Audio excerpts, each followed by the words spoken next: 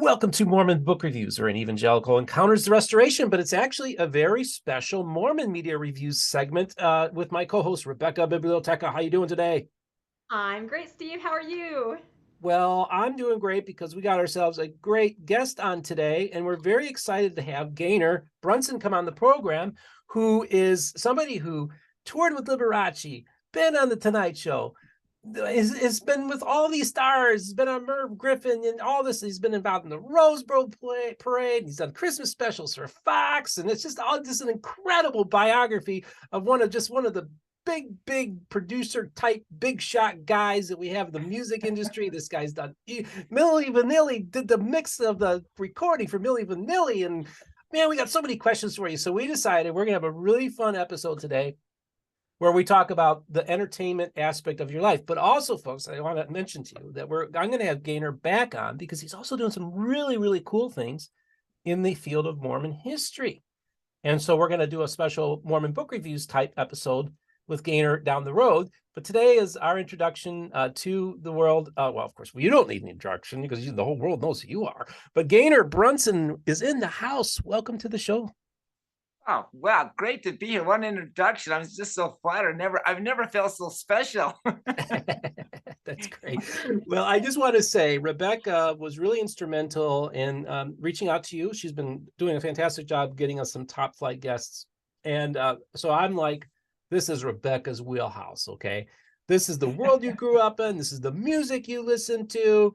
And we're going to play a special clip in a little bit that you recovered from YouTube. We're going to have we're going to do some image sharing where Gaynor's going to show us some photos of some of the people he's hobnobbed in the past, and we're just going to have fun and we're looking forward to it. So Rebecca, the ball's in your court. Ask the first question. Yeah, this is exciting. I'm wearing leopard in honor of the fact that we're going to talk about Liberace later because you just have to, right? So welcome, Gaynor. I'd like to compliment you on your green screen. It looks so Yeah. professional, right? Yeah. It's How about that? wonderful, but it's actually not a green screen, everybody. Show us what it is, Gaynor. Hold on. Yeah, we can actually Yeah, touch the stuff here. this is not a green screen. This is his setup at his studio in Orem, Utah. This is absolutely amazing. Gaynor has been in the entertainment industry since he was 8 years old as a musician. We're going to talk about that. And then as a sound engineer, producer, he's had a studio on Sunset Boulevard. He has a studio now in Orem. So there's so much that we can cover. So I would first like to ask, we're going to talk about. Hey, real quick though. Oh, Real what quick, was that, Steve? we also have to say one very important thing about Gaynor is a member of the Church of Jesus Christ of Latter-day Saints. Of course, That's the that tie-in. seems like a given. Of course, that's right. That's a given. Yeah, and you'll get that gist when we start talking about all the artists that he's worked with, because a lot of these. You should be able to tell just by the hair, right? And your demeanor, absolutely. Nope, you're right. That's a huge factor in this whole story. Absolutely. So Gaynor was a part of an amazing trumpet band with his brothers called the Brunson Brothers decades ago. So my first question has to do with how did this happen? You and your brothers, you're little, you're running around. Tell us where you grew up and tell us the story of how you became the Brunson Brothers. Well, first of all, man, I can't believe how much you know. We've been stalking you. That's amazing. Yeah. So basically, my brother started playing the trumpet, and I was like, "Wow, what is that instrument?" It was a cornet, a little silver, like a nickel cornet, and I You thought were it was little, really cool. right? You were very young. Yeah, I was probably about 7, Oh, okay. close to 7 or 8, and so I wanted to play that so bad, and then so I started to play a little bit, and then my other brother started, goofing off with it a little bit, and then my mom says, "Hey, we need to get you guys some cornets," and so Brian Summerhays came over to our house to sell my mom 3 cornets for us, and so he had us buzz and everything, and so my mom bought them on the spot. Now we didn't have money; we were pretty broke. And so when my dad got home, he was freaking out. It's like, you just spent all this money on these cornets. He says, I can't afford lessons. I can't afford this.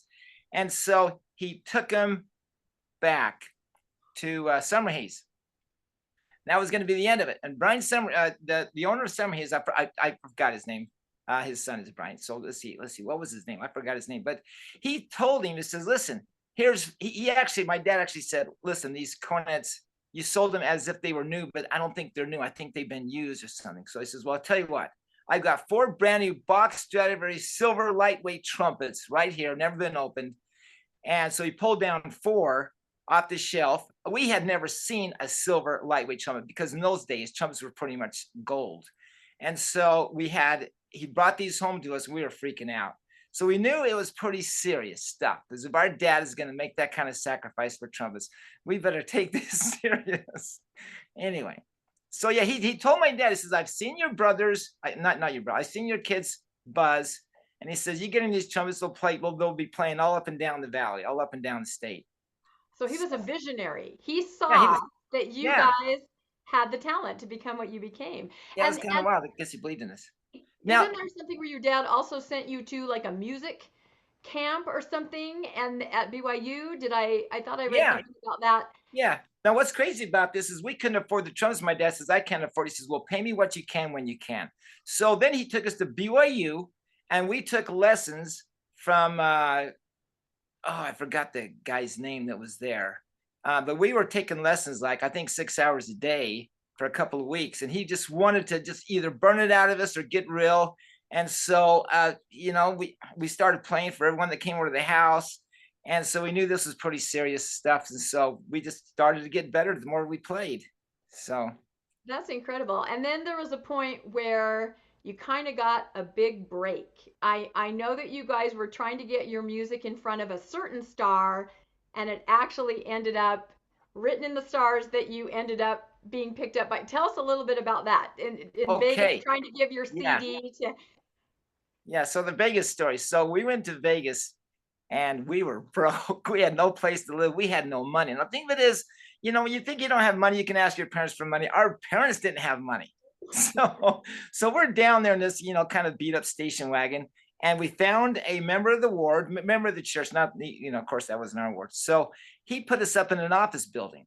And so we wanted to, get into Vegas somehow or get in the show. We wanted a front act. We actually wanted to perform with Liberace. We heard that maybe he had an act that went with him. So we went over there to the MGM Grand where Liberace was. We tried to get our tape backstage.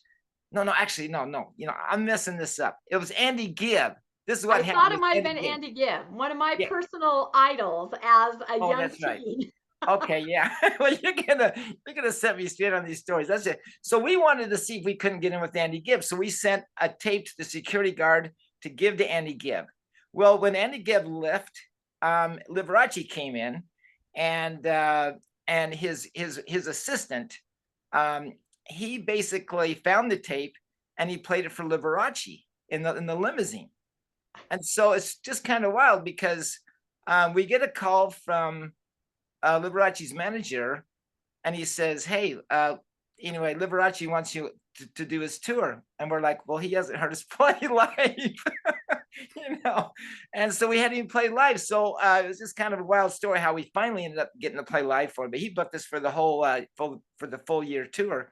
And about that time, we managed to get in as a front act with the Legends in Concert there in Vegas. So we were able to stay in Vegas in a hotel. But as soon as we got the gig with Liberace, then we just basically ran out of Vegas and came back to Utah until the tour started. So that is incredible. So you arrive in Vegas in a station wagon and you leave with a contract to spend a year with. I mean, that you can't make this stuff up. That is. I know that was pretty wild. Okay, that is incredible. I guess this is where we start asking now, and we're going to play a segment in a little bit here. Yeah, we got to show the clip. And it's great. But I guess since we're on the topic of Liberace, you toured with Liberace. What kind of guy was he?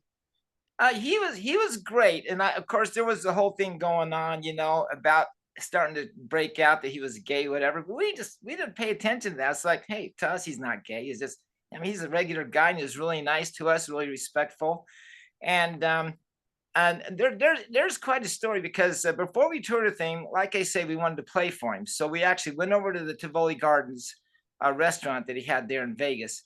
And he was there with Shirley MacLaine sitting down having dinner. And we popped in and we says, hey, Liberace, how you doing? And he actually, he ended the conversation with her and spent time with us, went over to the table with us, and we sat around talking to him. And we says, we want to play our trumpets for you.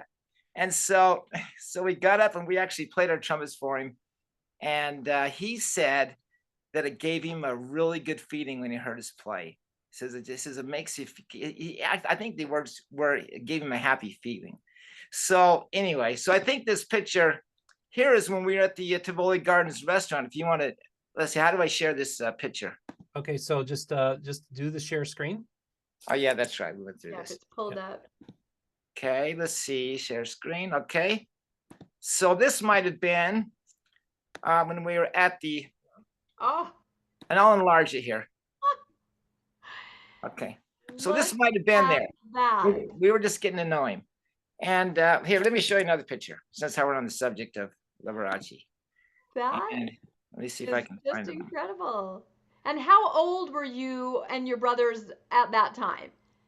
I just pretty much got off my mission not too long ago. Oh, by the way, these, can you So see like these pictures? Early Yeah. 20s. See those records right there? Those are boxes of albums that we had made because Liberace would announce our records in the show. We would go out and sell our records. And those are the records that we would take with us on tour. We outsold Liberace. And so he took half the money from our records. If he would have just given us let us keep the money from our records, we would have made a lot more money. Wow. So, anyway, so he let us sell our records. He was promoting, so it's just kind of cool. Okay, let me just go to another picture here. Okay, the picture I'm trying to find.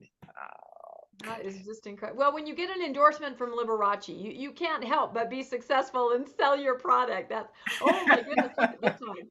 Okay, so yeah, so it was a lot of fun. He was great. He was really kind to us. He treated us really good, and it was first class all the way. And the way he talked us up in the show and all that kind of stuff. So the only thing is, okay, let me just tell you about this picture really quick. So this is his 65th birthday party, and I have the only picture of him blowing out the candles. Anyway, Wow. so the only thing is we would play Flight of the Bumblebee before, that would be our last number before he'd come out. And we'd start to get a standing ovation. And he didn't like that. So he cut our Flight of the Bumblebee.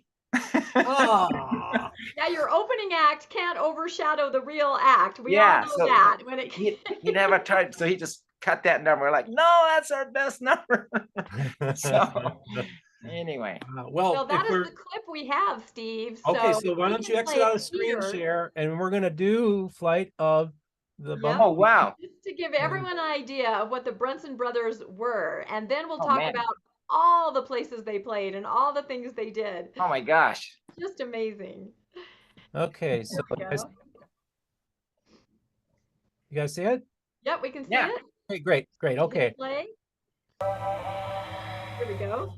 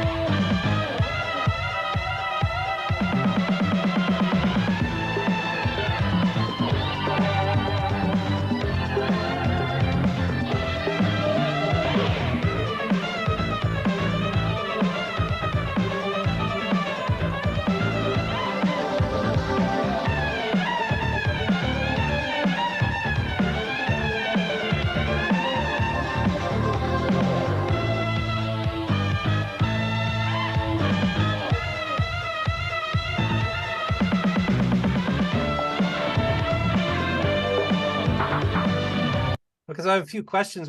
First of all, this is really cool. I love the clothes. It's great. I love it. This is Still have hilarious. those leather pants. I've got to know. And so I want to ask you, where was this? Was this filmed on a TV program or something, or what? Where did this clip come from? Do you remember? Yeah, I think this might have been San Diego. I think this was because we were playing halftime at the Holiday Bowl when BYU's playing or someone was playing. And so we went over, they wanted to interview us at the station. I think that's what it is. Wow, Well, that's I great. can see why they would give you a standing ovation that Liberace wouldn't be too happy with, Oh, that is you're so kind. Well, incredible. thank you. Do you Appreciate still that. play? I mean, could you still do that? Probably. I bet you could. I bet you could. You're so musical. Should we see? Should we see? Should I go grab my trumpet really quick? Go grab your Sure, why trumpet. not? Let's do Go that. Let's live have some fun. Boy, am I putting myself on the spot or what? This is great. This is great. No, this could be the beginning of Brunson Brothers 2. Bring back the band. Absolutely. So this is so cool. So folks, I'm going to leave a link in the description. So if you want to watch the whole video, it will be in there. So we're going to have fun today. And this is great. So but Rebecca, this is really cool stuff. And this is a trip down memory lane for you. No, it really is. And I'll tell you how I connected with Gaynor is that my husband and I sang in the Deborah Bonner Unity Gospel Choir, which is an LDS Black Gospel choir. My husband is still in the choir, and Gaynor's studio is where we would record a lot of things. So both of us met Gaynor through that, and my husband Tom is the one that said, you know what, he would be an awesome guest on Steve's show if we're going to deal with music and film and series and podcasts and everything. So he kind of set up the introduction. But yeah, we did one that I remember is a Christmas video with the Deborah Bonner Unity Gospel Choir at the studio. And so we'll talk about his studio later. Joy to the world, right? Joy to the world. Yeah, it was Joy to the World. Absolutely. Yeah. Yep, I have that clip. Maybe we'll have to play it. So yeah, it was amazing. Yeah. It looks like Gaynor has cool. his trumpet. Oh my goodness. Here we Getting go. close to Let's Christmas see if you time. still have the chops, man. Well, you know what? I really don't have the chops, and I haven't touched my trumpet today. So let's just see what comes out. All right. It's a first on Steve's show. Oh boy. Hey, I got a note. Good start.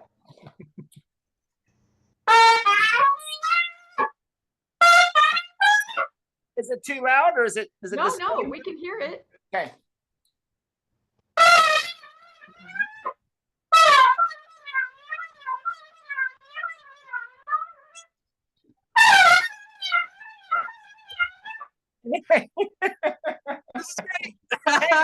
There. That is unbelievable. Oh, well, thank you very much.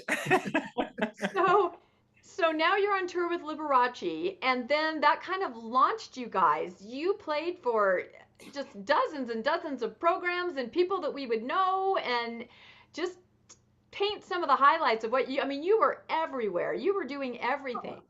Yeah, we did a lot of fun things. And so the manager of Liberace said, if you guys were serious about your career, you'd move to LA. So he says, okay, we're moving to LA. And so we moved to LA. We started doing all this television. We were on over 30 national TV shows.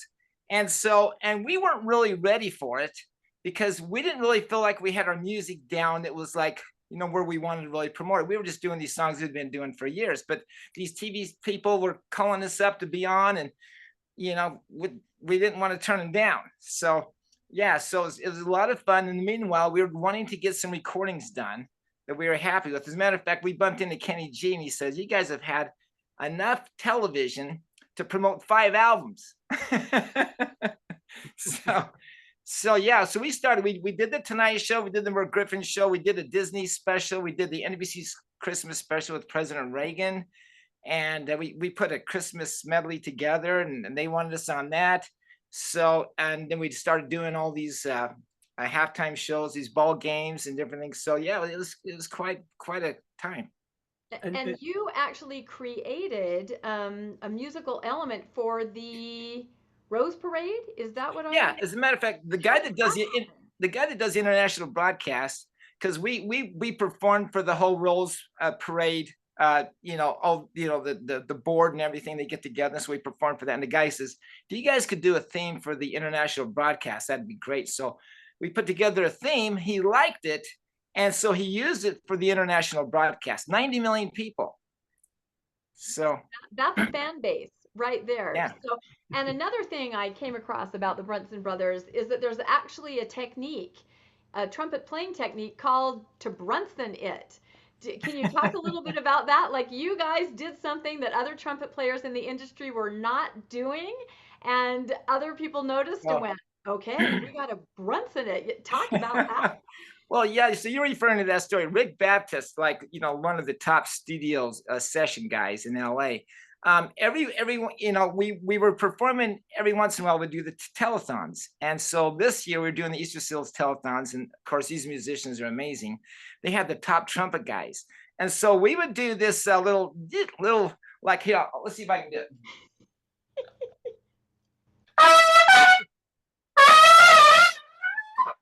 Yeah. A little bit of a trill at the end Like of that. an extra beat, kind of. You Give it know? a little a punch. Yep. Yeah.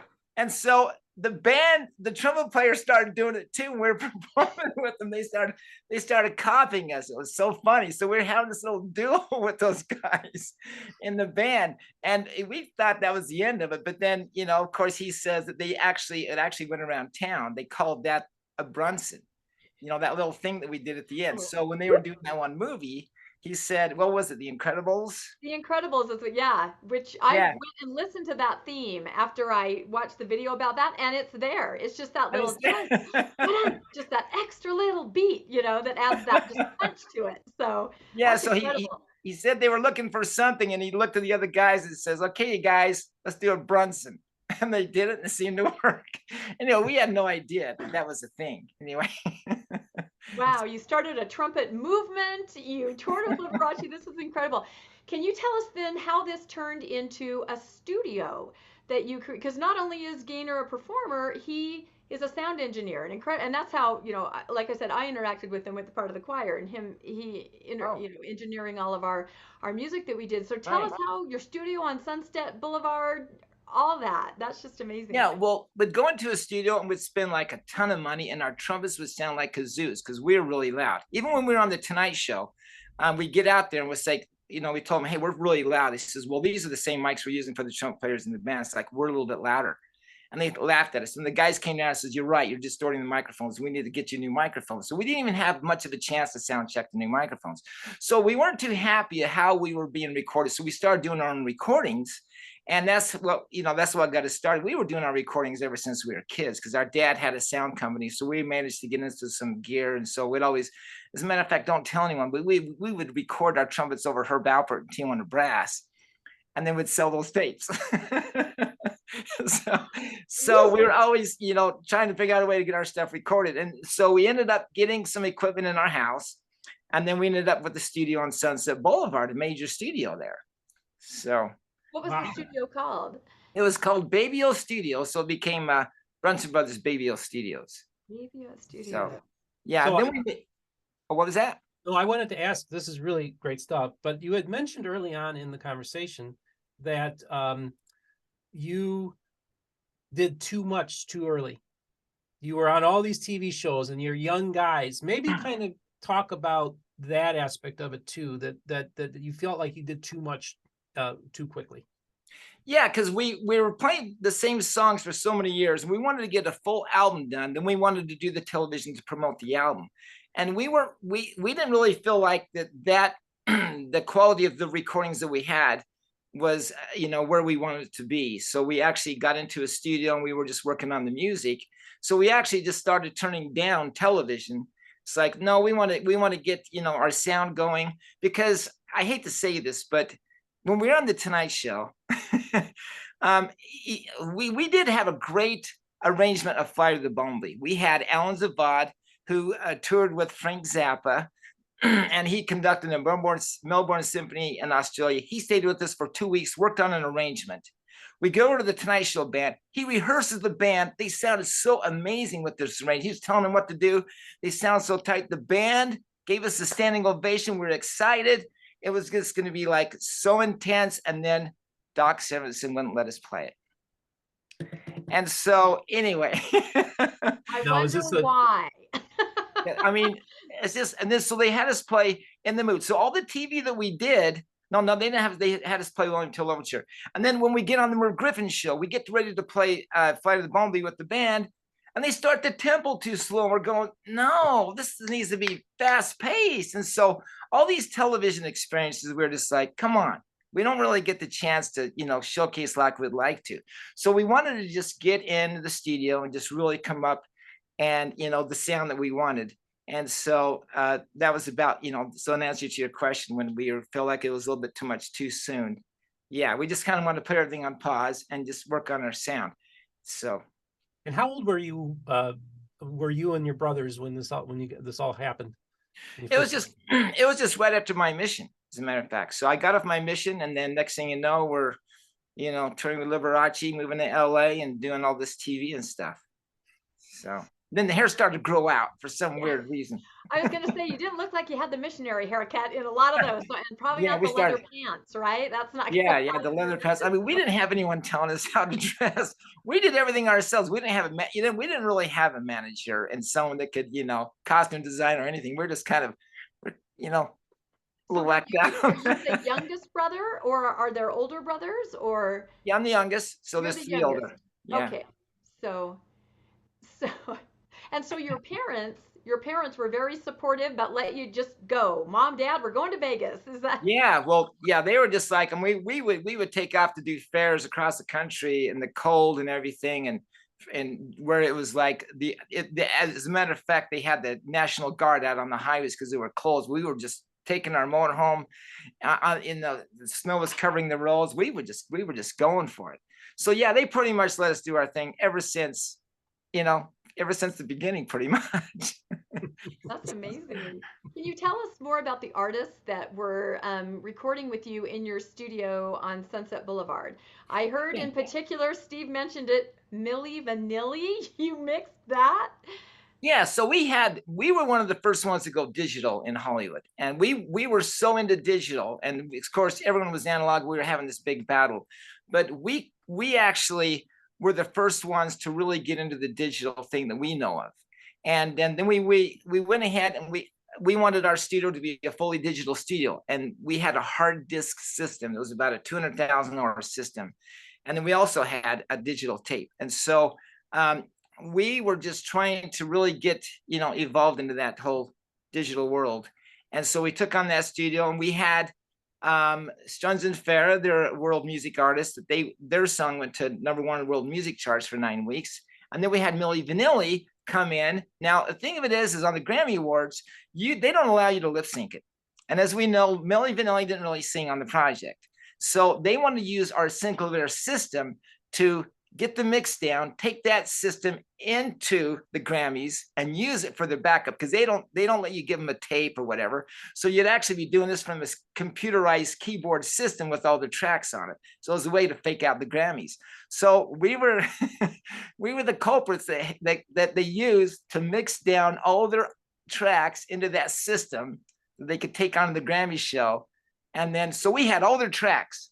We had all their background tracks. And so when it came out that they had actually lip synced the Grammys, we went ahead and used their tracks, and we did a cartoon character voice on Girl. We called it the Milli Vanilli audition. We had Bugs Bunny, we had Elmer Fudd, and we gave that to a local radio station that started to get some airplay. And then we realized, wait a second, we could be sued for this. so we told it. So you and your brothers, your studio, you knew before the rest of the world that maybe Milli Vanilli was not exactly. Yeah, they were all in there going, oh yeah, they were joking about how Milli Vanilli, they were 6,000 miles away when that was done. So Steve, you have the most interesting guest. I just have to say. This is fantastic. Oh my goodness, there's so many places I want to go here. And this is, so how long did you guys have the studio? And what years was it operational? So we had this in the mid 80s, and it was operational for a little bit, where we basically got it for us to do our own stuff in. And that's what we were doing. We were trying to get, the thing of it is I was working on rewiring it. We had a neat V3 console. We were working on getting the digital gear together, working on the music while we're just trying to get it all geared up. Just to admit this, I think we went a little overboard on trying to have the pristine studio. So in that process, it kind of like, so, and then we, back then, our overhead was about $30,000 a month. And so we had to have artists come in. Paul Stanley wanted to come in, and he says there was a pool hall down below our studio, and Paul Stanley came up with his manager, Bob Ezra, and he says, hey, we want to do our album here. And he says, well, we don't allow drugs or anything. He says, well, hey, we don't do drugs. We're really serious about it. And then also Billy Preston wanted to come and record and all that kind of stuff. But the thing of it is, it's like, well, you know, we had the studio for us to do our stuff. And then not only that, but there was a studio crunch going on where they weren't letting people weren't really recording in studios. They were doing behind the console, you know, more of a production that you could actually do in your house. You know, the 80s music kind of a thing. You didn't really do a lot of full-on bands kind of stuff. So studios were going under, and we were one of those that were just kind of having a tough time. And then not only that, there was a little bit of a design flaw in the Neve consoles, and we wanted them to fix that. So we got a little bit of a lawsuit because we wanted completely pristine, digital, clean. And in that process of the lawsuit, anyway, we kind of got sidetracked on the lawsuit and everything. So, and then things just kind of like interesting. So, I just have to say one thing, because I have buddies who have a pretty popular rock and roll podcast called Pod of Thunder. And it originally started as a Kiss. They are the only podcast that has done every single. They do breakdowns of songs. That's what they do. They spend an hour and a half breaking down a song and playing it. They're the only ones that have done every single Kiss song. They've done every single Kiss song. And now they moved on to now they're moving on to doing other albums and other rock and roll things. I'm just saying, Pot of Thunder out there. I think I found a guest for you, because I think you guys are going to get your hands on this guy. Yeah. And so I'm going to pass you along to Pot of Thunder. Yeah. You're going to have a blast with my homies over there. I'm just putting in a plug. All right, Rebecca, what do you have to say? Oh my gosh, this just gets better and better. So is this the point then, Gaynor, when you guys return to Utah? Because then this is huge. That's when you start working with all of these LDS artists and so many. Is that the point then? Tell us how you go from Sunset Boulevard to your amazing studio here. Yeah, so so basically we got involved in that lawsuit. And just to mention, Kiss wanted to go analog, and we just turned completely digital because they were saying, we want that dirty analog sound. And we're like, we don't want to wheel out our digital gear, because we had analog gear. And we're like, we just can't put our digital gear to the side. So, and then it wasn't too long after that, of course, everyone was recording digital. And we had that technology. They could have started there with us, but they were a little bit kind of, you know, should I say brainwashed? A lot of people were brainwashed. Analog was better. Anyway, so we were in the digital analog battle for all these years. But anyway, so basically we kind of stopped performing, and we were kind of frustrated. So we kind of like split up. We're doing our own thing. Then we came here to Utah. We were doing a little bit of playing here and there. And then I went ahead and, you know, I stayed in the studio side of things, the studio business, because I love the power and control you have when you can just, you know, control these knobs and you can do the music how you want it to sound. Oh God. Yeah. It's a control thing with engineers. Let's just admit it. So you had a lot to do. You interacted with the Osmonds a lot. Yeah, yeah. Tell us about, I know that everyone's interested in that, because they are just, you know, they're the royalty of LDS. Okay. Well, hey, let's go on a tour here. I want to show you something. Okay, so as a matter of fact, here, check this out on the wall. Taking a tour. Look at that. It's a gold DVD. So, hey, there we go. There's so basically that was done. I did all the audio for the Osmonds PBS 50th anniversary special. So I recorded it, did the pre-production, and then I did all the final audio. And that was a big hit on PBS National and in the UK. So I've been working with them all these years. And I think I'm the last one to have all of the Osmond brothers together at the same time in the ISO room on their last project. So I had Wayne, Alan, Merrill, and Jay all together. And Jay took a picture of it, but I'm like, Jay, I want a copy of that. You know, I want to get that picture because that'd be kind of cool. But I really think I am the last one that had all four brothers in the studio in the ISO room at the same time. So I helped them with their vocals on their last album. And that was their last album altogether. Just the original brothers. So Oh my goodness. Yep, that they sold in the UK. And did you work with Donnie and Marie then? Because then that was a little. So as a matter of fact, with the PBS special, of course, I was helping out with the tracks. And I just spent a lot of time at Donnie's house getting all those tracks in there. And you want to hear a funny story? You guys want to hear funny stories? Okay, We so want to hear all the insights. Do we want to hear? you want to hear the inside scoop? Okay, so when they're taping the show down there in Vegas, so I set up a studio backstage, and Donnie lost his voice on the first show. And not completely. And he goes, Gaynor, can you take my performance from yesterday and bring it up into today's track so that I can lip sync it today? Don't tell anyone I said that. Did he say, because I heard what you did for Milli Vanilli, so I know you. Right.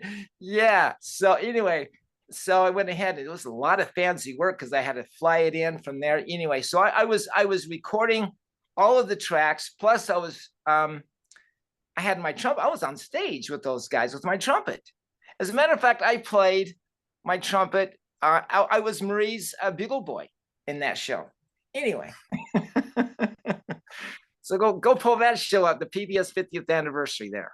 We're going to have to include so many links when you post this. Yeah, Steve. I know. Oh, wow. I just think this is really, really fantastic and fun. And I just want to maybe tell us some favorite stories you like to tell about maybe interactions you've had with various celebrities, funny stories, or just kind of interesting observations you've made, and also maybe people that have been in your life who've actually had a really positive impact on you as well. Oh, yeah. Well, you know what? I wasn't able to get these pictures on my laptop, but I have them on the wall. Okay, so can you see that picture all right? To the wall. There you go. So there's Ronald President Reagan. Yeah. So that was pretty cool. You know what my brother Darren did? He asked President Reagan if he had a business card. Okay. Wait, so then here's what was that? Yeah, he's like, oh no, sorry, I don't have a business card. I thought that was so funny. It's like, we might want to hire you sometime. Want to get in contact with you. Anyway, so yeah, there's a story behind each one of these. This is a pretty cool. Let's see, which one is that? Can you guys see that all right? Neil Diamond? Is that? Oh, yeah, Neil Diamond. Yep. So that was pretty cool because he told us that he said, your music is my kind of music. He actually sat there as we were performing, and it was a big celebrity event. You want to hear the weirdest thing ever? We were performing the celebrity event. Everyone freaking took off as soon as we started playing. And he sat there at the table, and he was by himself. It was just weird. As soon as we started playing, they all just freaking ran. It was almost like they ran for their lives. It's the weirdest thing. And then people were saying, stop playing, stop playing. And Neil Diamond stuck around and just sat there and listened to us perform. He was the only one there at a table by himself. Anyway, so he was great. Concert for Neil Diamond. That's something. Yeah, I guess you could call it that. You know what's great about that is Donnie was on our side going, no, these guys are hard to play. They're going to play. So he was, he was there too. It's kind of sticking up for us. So let's see if you recognize these people. Any of these? See, there's Christy McNichol. Oh, that is Christy McNichol. Oh my goodness. Yeah. One of my idols when I was a young teen. Oh. Was she really? Yeah, no, I loved her. I wanted to have my hair like her. I couldn't quite do it because my parents wouldn't let me get a curling iron. So I'd try all these. Oh, really? I loved the way she looked. I wanted to have that hair. Oh, well, that was actually when we were touring with Liberace. That was backstage. So she knew Liberace somehow. So, and then check out this picture. You recognize these guys? Let's see. Wait a second. These guys here. Where are we looking? Is that? Wait a second. That's not looking too good, is it? There we go. Is that better? Oh, Suzanne Summers and Barry Manilow. Yeah. Yeah, that's who oh my God. Yeah, you want to know something that's funny about that? No one knew that Barry Manilow was in the shot. He snuck in. He photobombed it. I knew he was because he was right next to me. So afterwards, it's like, Barry Manilow came and stuck his head in that shot. Then of course we have Barbara Bach. We have here's Bob Hope. Can you see that all right? Yeah. Is that at a sort of a USO type show or?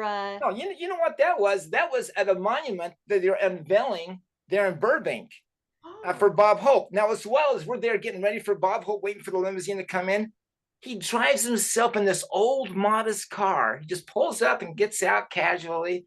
It was the funniest thing to see that, you know. You're like, He it's lived Bob really Hope. close to there. It was just kind of hilarious. And then of course, here's a shot with us with Liberace when he was bowing to us and we were bowing to him. Oh, And then we have our link letter. yeah. That was pretty cool. Oh, hey, how about can you see this one all right? Yeah, we'll just put the name so we can see the name on there. Yeah. Yeah, that's Steven Spielberg. Oh, Okay. Steven Spielberg. Oh, So we were performing. That was taken on the bridge over the Hollywood freeway because Hanna-Barbera was combining with Universal Studios. And so we were performing and we play really loud. And Steven Spielberg was right in front of us. And so we blasted him. He must have been in pain. Because now here, let me show you guys something that's kind of interesting because this, do you see this magazine right here? Let's see, where is it? Right there? uh-huh. Yeah. Okay, so that has us coming out of the door behind Johnny Carson and playing Happy Birthday. So you want to hear that story? That's kind of a wild story. Okay, so check this out. So NBC wanted us to play Happy Birthday for Joan Rivers. It was going to be her birthday, so they wanted us to surprise her. So they sent a limousine over to pick us up. And okay, and before that happened, we bumped into Mary Hart. And we says, hey, we're going to be playing, Entertainment Tonight, Mary Hart. So we said, we're going to be playing Happy Birthday for Joan Rivers. Why don't you get the camera crews there and put on Entertainment Tonight? And so she says, sure. So we show up. NBC has us get in a limousine, go to Joan Rivers' house, and the Entertainment Tonight crew is there. So they're ready to videotape this. So we go through the gate and we play Happy Birthday and the window opens, but Joan wouldn't show her face. She wouldn't come out. So her husband, Edgar, who is also her manager, he comes out. He says, listen, crews have to leave or she's not going to come out. So he made Entertainment Tonight leave. And then Joan came down and she was all really nice and everything. And then she wanted us to play Happy Birthday on the Tonight Show for the producer of the Tonight Show. So and then play a number. And that's when we rehearsed Flight of the Bumblebee.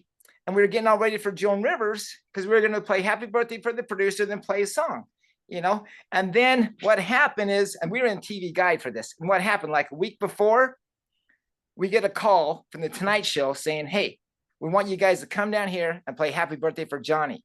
We're like, but we're going to be playing Happy Birthday for John. It's like, forget that.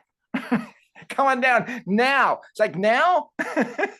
Now, was this when Joan Rivers was the occasional backup host for Johnny Carson? Yeah. Okay. Yeah, she was an occasional host of the Tonight Show. Yeah. So we went ahead. We didn't know what to wear, but luckily we had put our suits in the dry cleaners and they had just been done. We called them up and they had finished them. So we grabbed our suits, ran over to NBC, and we get there and they tell us, okay, these doors are going to open up and you're going to be right behind Johnny. You're going to blast him with Happy Birthday. And so that's what we did. It was just kind of wild to be back there in the dark room and all of a sudden the doors open. And here we are in front of the world, national TV playing Happy Birthday for Johnny. And just a moment's notice, like you pick up the phone, Johnny wants you now, and you've got to go. So we had a friend that she came over that night to hang out with us. She didn't know we'd been on the Tonight Show. So, hey, let's watch the Tonight Show tonight. So we turn it on, and then all of a sudden we come out there, and she's just like, what's going on? What's happening here? Anyway, I thought that was funny. But then Johnny had us perform again. So basically, and then we were on as a rerun. So basically, we've been on the Tonight Show like 3 times. So that's great. Anyway, that's amazing. This world that you think about it, you're just kids. It just gets out of as a missionary. I know. You're from a dirt poor family. Yeah. Exactly. And, talk about what a wonderful story, just a life story that you had. It's a real, you must feel really grateful for the life you've had. Oh, yeah, because, we're thinking we're from Utah with these Mormon kids, return missionaries going to LA. It's going to eat us up and spit us out. But it was, like they're going to be totally, like we don't like you at all. But they embraced us. It's like, it was amazing. We were on a Dick Clark pilot. Whenever you do a pilot, you want your best foot forward. And so he put us on the party. So they really treated us great there in LA. All these big producers, and then Smith and Hemian that were producing the NBC Christmas special, wanting us on that show. And here we are. We weren't really that known. And so, yeah, it was just amazing that the red carpet rollout for us there on all this TV and everything in there in LA. So, You know, and I think it probably helps too, that you had your family unit, you had your brothers, you all looked out for each other, and you're the younger brother. So it seems to me that because you had a really close-knit family, that was really helpful to kind of keep you guys kind of centered and not go one way or another, or maybe affect your faith as well, you know? Yeah, you know, and then yeah, very true, because we were, you know, keeping each other in check, and we had this goal together. And even Liberace would tell people, he would talk about it. He says, now you stay away from them. You know, he kind of watched over us too. So it was just really cool. You know, we just got to see the good side of Hollywood. You know, all these people. You rarely hear about the good side, so that's very inspiring. I mean, and then we became friends with Pee Wee Herman. He was really kind to us, and we would do stuff with him, and then Elvira, all these different people. They were just so cool. You get to see a side of them that, of course, the industry doesn't really see. You get to see they're human, just, you know, people like the rest of us, that and good people. So many good people.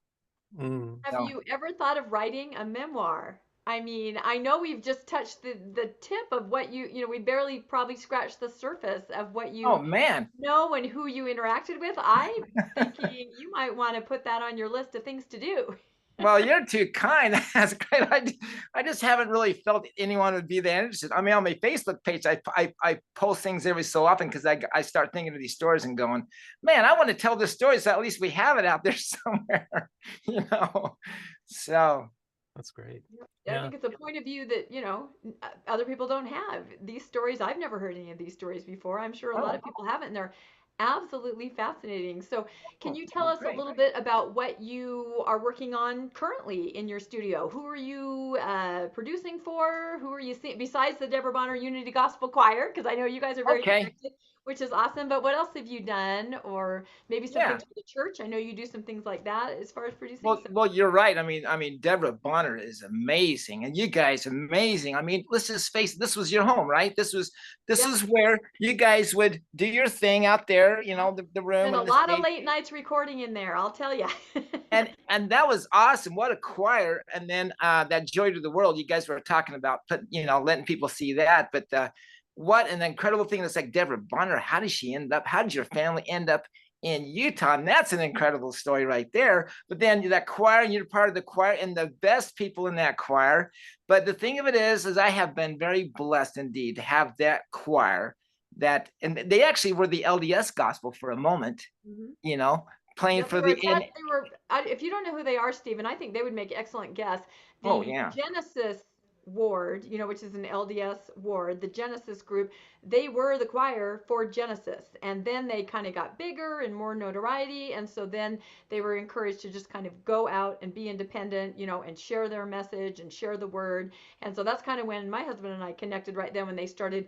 We even went on tour to BYU, Idaho once, but they perform everywhere. They perform for like President Nelson's birthday. They do all kinds of things everywhere. They would be fascinating guests to have to put it on our list. So. Okay. Yeah, right.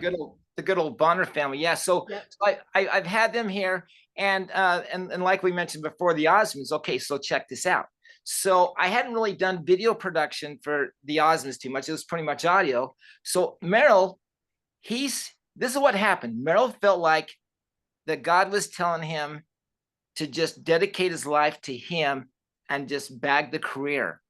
So Merrill told me, he says, I'm going to do my last show in America. He says, that's it. He says, I'm just going to do what the Lord wants me to do. And so he did his last show in America in Vegas. And I said, do you have anyone videotaping that show? And he said, no, I don't. He says, can I do it? So I went down there and I videotaped the whole show, and I got the audio tracks and mixed it and everything. And I thought it was a great production. If you guys want to see it, it's like the whole Merrill Osmond concert. And then the wildest thing happened. See, Merrill Osmond was the original lead singer of the Osmonds until Donnie came along. And then it was like, who's going to get the lead part? And so they kind of had to, he kind of had to share that with Donnie all these years. And so Meryl's up there, and I'm going to cry telling this story. Okay. It brought the whole audience to tears. Oh, just thinking about it. Anyway, but this wasn't planned. And so Meryl says, hey, Donnie might be there. So Donnie was, anyway, Donnie was in the audience, came up on stage, and they had a little duel and did their little thing. And then Donnie says, I want to stay up here. This is like amazing. I want to just be up here, you singing this song, you know? And the song was, you know, hard to say goodbye. Here I go. So, and while he was singing, Donnie came over and was hugging him. Anyway, the whole audience was in tears. Anyway, so I have that video, but it's just hard to even talk about it without, you know, breaking down. Anyway, so that's the end of an era, and that's yeah. Oh my goodness. No, I'm glad you told that story, because my husband from the other room just texted me, ask Gaynor about Meryl's last concert, and I didn't know what that was. Yeah. Now I understand. And so now, powerful. Yeah. So now he went. So that concert's all out there. They're DVDs, but I'm gonna see if we can't put it out there so everyone can see it. But Meryl just finished his. So he did his last concert, and that Vegas place was the place where they met Elvis. And Meryl's telling me, and I haven't videotaped, telling the story of how Elvis was there at his concert and everything. And that's where it happened, where they would perform, Elvis would perform, and then when they would go back there, they would get a bouquet of flowers from Elvis. And that's where Olive gave Elvis a Book of Mormon. So they got to know Elvis pretty good. So Elvis did 8 years there. Osmonds would perform there. So now Meryl went to UK to finish up tours there. Now he's been called as a missionary. So he and his wife are going to Washington, D.C. So it's just kind of wild. Did you ever meet Elvis, or was that slightly before your... Yeah, that was a little bit before my time. That would have been before when you were doing this. Yeah. Oh my goodness. But you know, Meryl has the Book of Mormon where Elvis marked in it. So this would be great for my daughter, you know. And it's funny because a lot of people it's so funny because I'm in the Sunday school class and I'm telling them, yeah, you know, Elvis was reading the Book of Mormon. He even marked it like, oh yeah, right. Yeah, I can't believe you're saying that. Yeah, really. And it's not only the kids, but the adults were going, yeah, what a bunch of baloney. It's like, no, Ollie was friends with Elvis, and they talked about the church and everything, and Elvis was very fascinated by the Book of Mormon, and I think that Olive turned that Book of Mormon into, or Meryl donated it to the church, so I think it's up there in the archives of the church. But yeah, we have it because I know that's sometimes considered like Mormon folklore. You know, there's so many little stories like that. Yeah. But now you're telling us. You're actually giving us the chain of how that actually happened. It was Olive, it was the mother, and she was friends with Elvis, and they would talk, and then she passed that on. That's incredible. Yeah. That's major Mormon folklore. I just assumed it was folklore. Now we get to hear from the horse's mouth that no, folks, there's something to this story, and that not only did Elvis apparently engaged the Book of Mormon, but he also talked with people with Meryl. Yeah. And that's pretty remarkable. That's quite something else. I have a friend that has been in communication with Elvis's brother, and Elvis's brother says, yes, Elvis had the Book of Mormon on his nightstand. He was reading it. Because again, I thought that was folklore. That's incredible. I know. And he told Olive that he thought, and I'm guessing he's Lisa Marie, that she might benefit from it. Is that what he was? Yeah, he put notes in there, says, you know, this is something that you should read that benefits you. But yeah, that's pretty cool. Goodness. Rebecca, I'm very rarely a man without words. Yes, I feel speechless too. I am speechless. This is absolutely freaking incredible. I think this is so awesome that we're having this conversation. Gaynor, I'm just going to let you talk. Say something else. Open your mouth and say things. Take us on a tour somewhere else in your house. Whatever you know. I know. Well, It's like, and Steve, you have to save some for your next episode Oh, because yeah. the entertainment side is one facet, but then everything else he's involved in as far as history is just incredible. So there's so much. So many Oh my stories to tell. goodness. Oh my goodness. well, there's okay. a whole lot. There's a whole lot more on the Elvis thing. With the Book of Mormon, there's a lot more that I'm not going into right now. But Really? Heck, we could do an episode of Elvis and the Book of Mormon. hey, Elvis and the Book of Mormon. I can if you want to see it do now. that, It's got to be a whole episode. That's why don't we videotape that Book of Mormon? Why don't I get permission to go up there and videotape it? Yes, let's do that. Is Do we it do in that? archives right now? Yeah. Or is So it- basically, they gave it to the church, and the church has it somewhere. But Merrill could get it. Yeah, get an image, tape it. We could post it. We could do like a Oh my special goodness. Elvis Okay. Presley's Yeah. Book of Mormon. Oh my Yeah. goodness. This is really, yeah, let's do it. This sounds great. Oh man, I'll tell you, Rebecca, you having a lot of fun here? You having a blast? I'm having a lot of fun. I am too. I have fun with every Goodness. guest we ever have on, but this is I'm like flabbergasted at almost every. I'm kind of. Yeah. Wow. Well, I guess really, I mean, obviously we could sit here and tell a lot more stories, but I guess, and again, Rebecca, if you have any more questions too, let's follow up on that too. But I kind of want to, I guess, I don't want to ask us a specific question. I just want you to tell us another story. Tell us a story about anything, just something random that you think people would find an interesting story in your life. Just tell us a story. Well, I mean, I have tons of stories. I'm All right, Rebecca, ask him a specific question about a story. That's right, a specific story. Well, I just love it because I'm looking at you going, what is in that brain? I mean, and one story will lead you to another, which will lead you to another, which is just incredible. So are there any notable artists that you haven't mentioned that you can think of that we would go, oh my goodness? I mean, you've covered so many. Well, yeah, there's a bunch. We've just had incredible moments with different people. I mean, this is kind of an interest. I just popped in my head. So LA First Ward is where we're going. And Jimmy came down and we were on the way back. It was on a Sunday. It was there next to the temple. And then we were driving and we were going past Mrs. Gooch's, a health food store in Studio City, North Hollywood. And I see Eddie Van Halen, Valerie Bertinelli pull in driving their Lamborghini truck. And so people didn't know he drove a Lamborghini truck. People don't even know there's such thing as Lamborghini truck. So, but I saw the Lamborghini truck. Who's getting out of that? And Eddie got out and Valerie got it. So we go into the Gooch's and we say, Jimmy, listen, let's go talk to Eddie Van Halen. And so Jimmy goes, huh? Jimmy Osmond? Jimmy Osmond. Okay. And because he knows you and everything. And he says, well, you guys go ahead. So my brother Arden and I went over there and talked to Eddie. And he says, Eddie, man, hey, we have a studio in Hollywood and da-da-da. We'd like to just know if you want to record whatever. He says, well, I'm fine. He says, I'm pretty comfortable with my studio. So he says, we'd like to check out your studio. He says, okay, you want it? So he says, yeah, what's your number? So we didn't have anything to write it down on. So he goes, okay, you remember the first 3 digits and you remember the last 4 digits. So he gave us his number. So we went over there to his studio and he gave us a tour and he said he would play on our album. If we played on his. So I'll tell you what, you guys play on my album, I'll play on yours. It's like, great, what can we do for you? Anyway, happen? So what was that? Did it happen?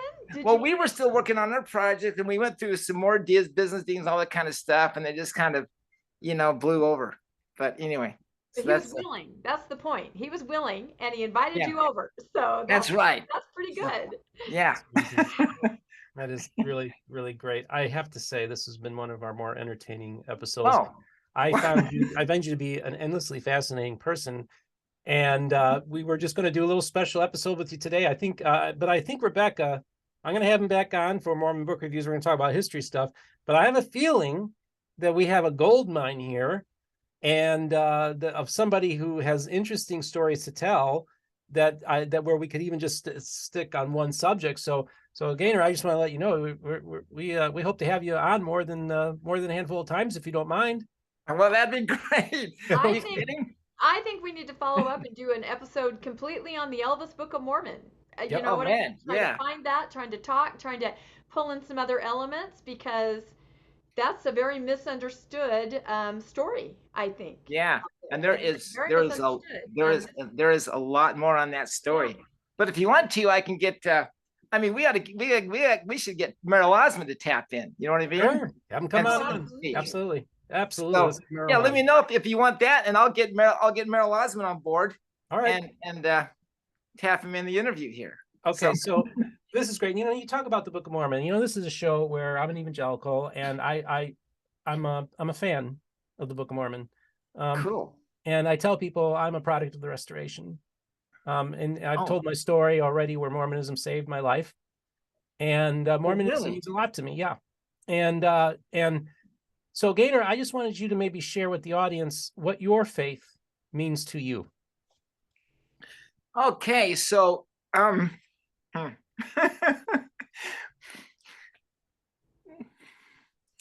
boy, what's my problem? Okay. Kleenex. Anyway. When you come on Steve's show, you always need Kleenex. We need to remind guests of that. Well, I'd hand you one, but it's. I know, where is it? Hey, hand it to me. So when my brother went on a mission, my oldest brother, I don't think he was really going to be picking up the trumpet when he got off his mission, but we would play our trumpets at the airport each time one of us got off the plane. And it was like a, of course you couldn't do that today, but just like, it would just be like this, like, what's going on? As a matter of fact, Charlene Wills, who was a Miss America, we're actually in her book as one of her most embarrassing moments, because we played for her. She was getting off the plane and it drew all this attention, and she just wasn't all done up and everything. Anyway, so my brother gets off the plane, and he was really dedicated on his mission, and he just he wasn't sure about the trumpet. He gets off his plane and he says, this is what I'm supposed to do, missionary work. And so we've always had this thing to do missionary work with our trumpets. And we could, we have a version of shoot, what is that? Boy, it's why did I just skip my brain? It's Come Ye Saints. Oh, we okay. would play that at the end of our show. That's totally pioneer heritage and everything. And just a cappella, Come Ye Saints. We would end off with that song. And I hope you guys don't mind me saying this, but when my mom passed away, I might be getting off on a tangent. You might want to edit this out. But this kind of getting a little shady here, but they wouldn't let us play our trumpets at my mom's funeral at the chapel, because they says trumpets are not reverent, and it's something that you shouldn't be doing, even though the manual says that you have the decision to make. It's up to the discretion of the bishop. Well, the bishop says, I feel impressed that you're not supposed to be playing your trumpets. And my brother says, well, that impression is not from God.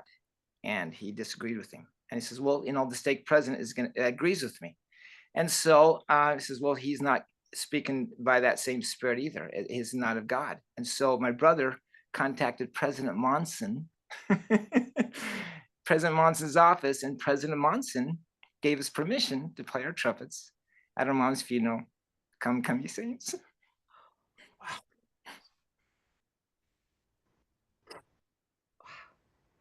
Well, now we're all crying. Someone has to talk. Oh, no, Gaynor, I really. Oh my goodness, Gaynor. No, and I understand, the handbook and the rules, it's changed now, where they realize that, all instruments can make a joyful noise. So I do understand that story. When Tom's mother passed away, he wanted to have the gospel choir come and sing there. And it was a little bit of the Deborah Bonner gospel choir. It was a little bit of a fight with the leadership to get them to understand, because you can't have a gospel choir, you can't have a trumpet, if you don't really understand the spirit of what's happening. So, right. So we were able to do it, but to hear that President Monson had the vision, he knew what it meant and who you were and what it meant to your family. That's absolutely incredible. Can I just tell you really quick how President Monson heard us play? This is so BZ Kessler. Sorry about this. BZ Castro was president of Mountain Fuel in Salt Lake City, and he was just a real fan of ours. And we were performing, and we went over to his office just to say hi. And he goes, "You guys got your trumpets? I want you to come in and play for everybody." So we played for everyone, And like I say, he was the chairman of the board of Mountain Fuel. And he goes, hey, there's a board meeting I want you guys to play at. He goes, here, just follow me. So we followed him through the back, went through an alley, went through the building behind him. And he goes, hold on right here. So we're kind of standing on these stairs. He went in the board meeting. He got permission. Now, this guy's not a member of the church. He was a Lord Cook. It wasn't Lord Cook. I forgot his name, but he wasn't a member of the church. So he had us go into this board meeting. And so he goes, okay, you guys here, you guys can play for this board meeting. So we go in there and we set up our speakers and we get all ready and turn around. And there's President Hinckley, Thomas S. Monson, David B. Haight, the president of Bonneville. It was the Bonneville board meeting with the leaders of the church. And it was Beezy Kassler, the chairman of the board of Mountain Fuel, non-member, that had us play. And then when we got done playing, President Monson says, why, let's forget the meeting. This makes me happy. This makes me feel good. Why should we continue this meeting? Anyway, and then President Hinckley introduced us to the rest of the meeting. But I just thought that was pretty wild that it was a non-member of the church that got us to play for, Wow. This is great. Wow, this was a powerful episode and really a remarkable story that you have to tell. And thank you for sharing your faith, because this channel is all about people telling their stories. And we're not just here to talk about entertainment and books, but we're also here to talk about people and their faith journey. And we want to thank you so much for coming on the program today. You're an awesome dude. Well, you guys are amazing. I mean, Tom was saying, hey, Gaynor, this would be a great show for you to be on. It's like, you mean people want to hear some of my stories? Sure. But, thank you guys so much for what you're doing and for doing this. That's incredible. So thank you for giving me a chance to take over. Well, it's not the end. I think I can think of like 5 more episodes we could do. Yeah. This is only the beginning, I think. Yes, I agree. So stay tuned, folks. Rebecca, did you have any final question for Gaynor? No, this has been just amazing. I don't know how we're going to write the description of this when you post it, because there's like 200 million amazing hooks that we can give. So I just, make sure that we put all the links in there. And I would say to everybody, look forward to seeing Gaynor again, because Absolutely. just Absolutely. the beginning. Well, folks, I just want to thank you so much for joining us for this episode. We had a blast, and I hope that you and the audience also had a blast. I'd love for you to leave in the comments to maybe give your reactions to some of Gaynor's stories. What a remarkable journey he's been on. And what a remarkable journey we're all on. And I'm glad to share it with my audience, my story that I've told. And Gaynor, thank you so much for coming on. I just want to remind you all that there will be links in the description if you'd like to support the channel on both PayPal and Patreon. Don't forget our merch store, MormonBookReviews.com. And there's the mug. Got the mug there. Got the hats. All the good stuff. Support us with the merch. And I just want to thank all my financial supporters for couldn't do it without you. And just remember, folks, all the voices of the restoration will be heard here on Mormon Book Reviews.